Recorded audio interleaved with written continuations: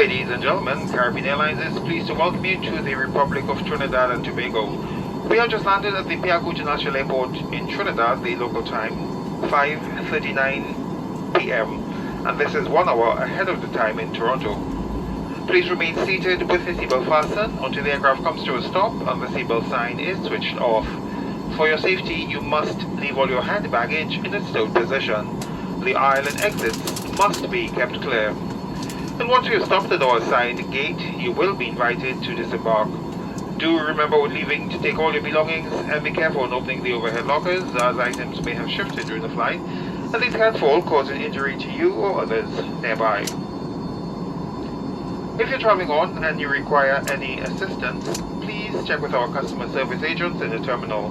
We wish you a safe and pleasant onward journey. Smoking is prohibited until you exit the terminal.